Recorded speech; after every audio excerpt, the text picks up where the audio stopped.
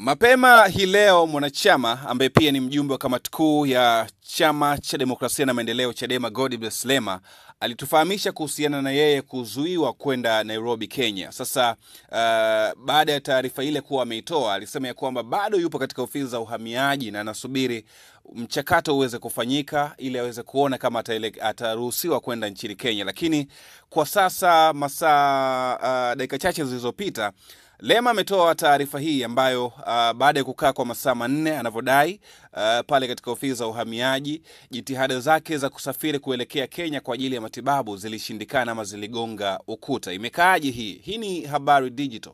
Mimi naitwa Manoni na ungana nami kwa ajili ya kuweza kujua nini ambacho Lema amekiandika kwenye akaunti yake kwenye mitandao yake ya kijamii.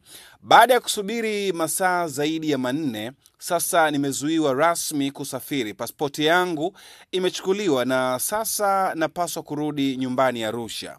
Kwa maelezo zaidi niende makao makuu ya uhamiaji Dodoma.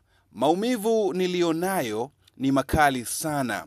Nilipaswa kutazama afya yangu zaidi kesho Nairobi, na sasa siwezi tena kuendelea na safari. Nina maumivu, anasema nina matumaini makubwa sana haya mateso na wasiwasi yataisha kwetu sisi, na kamwe tusiruhusu watoto wetu waje kukutana na mashaka ya aina hii katika maisha yao. Hata watoto wa watesi wetu hawapaswi pia kuishi hivi. Nilitaka kuwachukia uhamiaji, lakini nafikiri hawana kosa lolote. Huu wito nimeuchagua, ni Mungu, ni mgumu sana kwangu na familia yangu. We shall overcome.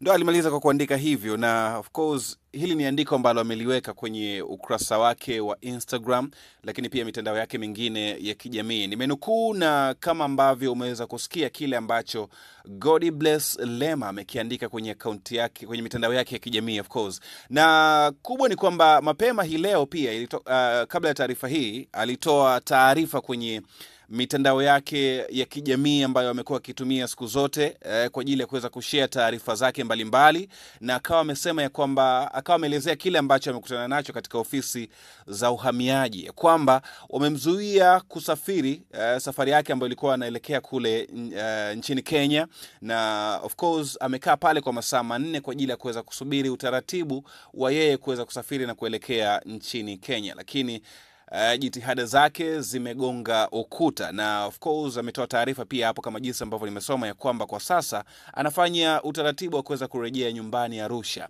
Hiki ndicho ambacho kimetokea pia leo kwenye ardhi ya 255, na of course sisi tuko hapa kwa ajili ya kuweza kukuhabarisha juu ya yale ambayo yanaendelea kutokea ndani na nje ya nchi. Lakini kwa maoni na ushauri tuandikie hapo chini, tuandikie maoni yako, ila pengine dhamira kubwa ambayo Lema alikuwa anaelekea kule Nairobi, Kenya, ilikuwa ni kwa ajili ya kuweza kupata matibabu kama jinsi ambavyo ujumbe wake ambao ameuandika hapo chini unavyosomeka.